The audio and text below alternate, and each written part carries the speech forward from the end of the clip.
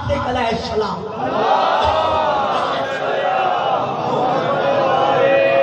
آج بڑا پکا ارادہ تھا میرا گھنٹے میں چھوڑ دوں اور انشاءاللہ چھوڑتا ہوں۔ امام کے گودی میں عصا ہے، عصا، اس عصا کو کبھی گودی میں رکھتے، کبھی سینے پہ رکھتے، کبھی چومتے ہیں، کبھی ہاتھوں میں رکھتے، زمین پر نہیں رکھتے۔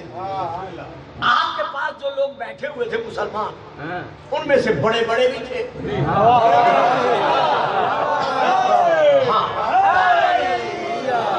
تو ایک بزرگ بات عرض کیا، میں نام نہیں لے رہا، ویسے کتابوں میں ہے کہ یا رسول اللہ، یہ عصا کوئی خاص عصا ہے کہ آپ کبھی گودی میں رکھتے ہیں، کبھی بوسہ لیتے ہیں، کبھی سینے پہ رکھتے ہیں، اسے زمین پہ نہیں ٹکنے دیتے، رکھتے ہی نہیں؟ فرمایا ہاں، یہ میرے نانا کا عصا ہے، یہ میرے نانا کا عصا ہے۔ وہ جلدی سے جھکے، جھک کر کہنے لگے، یا جناب رسول اللہ، مجھے اجازت دیتے ہیں کہ میں اس عصا کا بوسہ لے لوں؟ کیونکہ رسول پاک کا عصا ہے تو میں اس کا بوسہ لوں؟ آپ نے فرمایا ہاں بے شک لو۔ یہ کہہ کے آپ نے وہ عصا اٹھایا، اٹھا کے بڑھا کے آگے کیا، وہ جھکے، جھک کر بوسہ لینے لگے۔ ابھی بوسہ لینے کے لیے جھکے ہی تھے کہ آپ نے عصا ہٹا دیا، ہاتھ بڑھا دیا۔ نہیں پہنچے، مجھے افسوس ہے نہیں پہنچے۔ ذاکر کہتے ہیں نا میرا فکرہ سمجھ نہیں آیا، آپ نے عصا ہٹا لیا، ہاتھ بڑھا لیا۔ وہ بزرگان کہتے ہیں مولا آپ نے عصا ہٹا دیا، ہاتھ بڑھا لیا۔ فرمایا وہ لکڑی کا عصا ہے، یہ میرا ہاتھ رسول کا خون ہے، رسول کا گوشت ہے، رسول کا گوشت ہے، میں نے اس کا بوسہ لو۔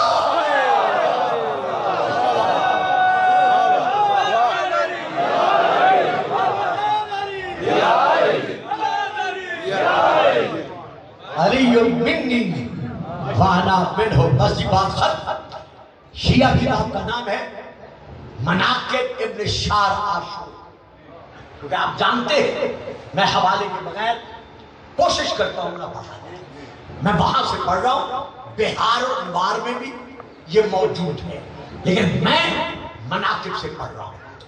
جب سن 35 ہجری 25 ذی الحجہ بروز جمعہ پہلا خطبہ دینے کے لیے خطیب منبر سلونی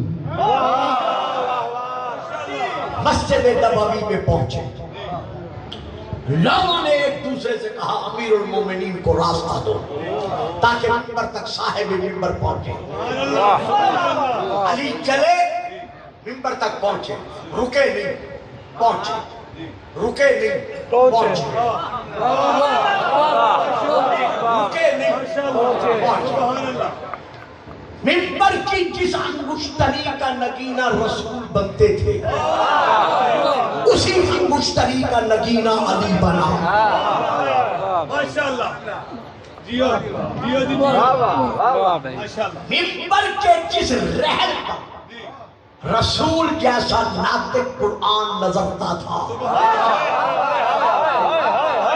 میں صرف گزر رہا ہوں اور آپ بھی چپ کر رہے ہیں، اسی رحل پر علی مع القرآن نظر آیا۔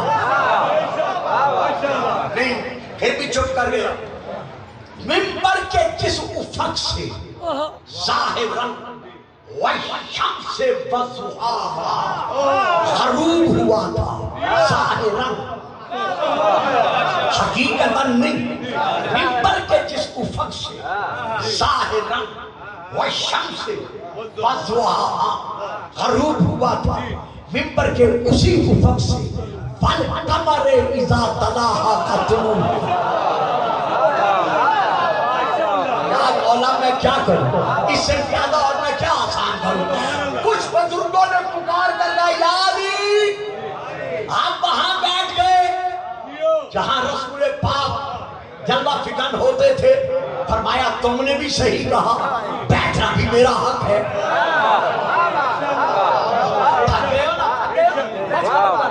تم نے بھی صحیح کہا، بیٹھنا میرا حق ہے۔ کہا یا علی یہ کیا فرما رہے ہیں، ہم بھی صحیح ہیں، بیٹھنا بھی آپ کا حق ہے؟ فرمایا ہاں۔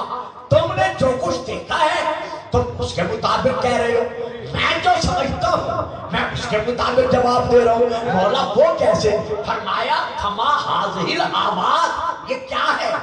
لکڑی کا منبر ہے نا؟ کمال ہے تھوڑی چپ کر بیٹھ گئی، میں تو آگے پڑھنے نہیں چاہتا تھا، آپ سارے چپ کر رہے ہیں۔ فرمایا فما ھذہ الآواز، یہ کیا ہے جہاں میں بیٹھا ہوں؟ لکڑی کا منبر ہے نا؟ میں بیٹھا ہوں لکڑی کے منبر پر، وہاں جہاں رسول بیٹھتے تھے۔ تم مانگ رہے ہو مجھ سے جواب؟ ارے بیت اللہ کا منظر بھول گئے ہو جب رسول کے شانوں پر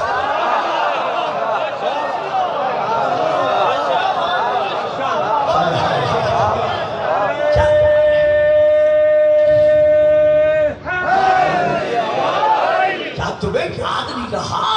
رسول ہمیشہ فرماتے رہے انا وعلی من شجرۃ واحدہ والناس من اشجار شتیٰ، باقی سب لوگ دوسرے قبیلوں سے ہیں، دوسرے خاندانوں سے ہیں، لیکن علی اور میرا شجرہ طیبہ ایک ہے، ہماری طہارت ایک ہے۔ چونکہ علی ملحوں کی منزل پر تھا، اب تشریح نہیں کروں گا، یہی وجہ ہے سب کے مسجد میں کھلنے والے دروازے بند ہو گئے، لیکن علی کا دروازہ کھلا رہا۔